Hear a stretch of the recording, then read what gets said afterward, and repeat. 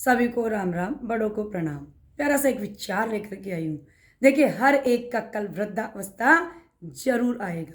श्रीमद् भागवत गीता में कहा गया है कि देहिनो अस्मिन यथा देह कौमारम यौवन जरा, अर्थात इस शरीर की कुमारावस्था, यौवन एवं वृद्धावस्था तीनों अवस्थाएं स्वाभाविक और अनिवार्य है।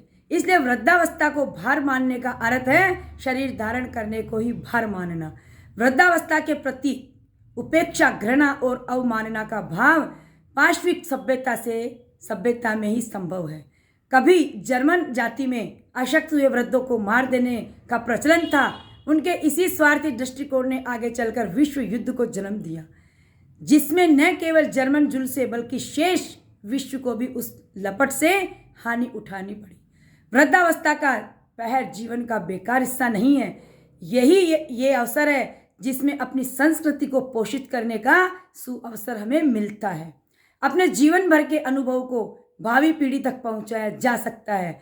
बुढ़ापा एक सिद्धि है, पूर्णता का मंजिल है और समय की धरोहर है। उसे व्यक्ति और समाज की वस्तु स्थिति का आकलन करने वाली दूरबीन कह सकते हैं। वृद्धावस्था श्रद्धा सम्मान से लदा हुआ एक वट वृक्ष होता है, जिसकी छाया में बैठकर नई पीढ़ी बहुत कुछ सीख सकती है।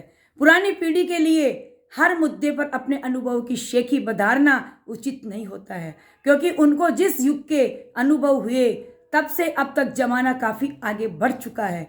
गाँवों में एक कहावत प्रचलित है, माँ नहीं तो क्या बाबा तो हैं। इसमें एक ऐसा सत्य सन्निहित है जिसे भूलकर आज की युवा पीढ़ी अपने जीवन में मौज और विलासिता के नाम पर अशांति और असंतोष की फसल उगाने में जुट गई है।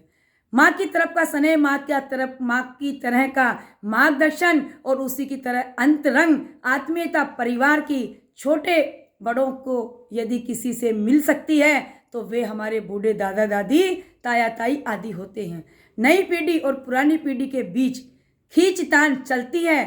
उठती आयु के लड़कों ही नहीं, लड़कियों में भी अपना उनमें रहन सहन अपनी मर्जी के हिसाब से रखने की इच्छा होती है। उन्हें सादगी से रहने और पुरानी परिपाटी से रहने के लिए एक सीमा तक ही समझाया मनाया जा सकता है।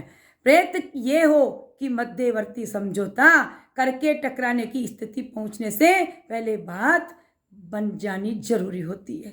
धन्यवाद। जय श्री कृष्ण।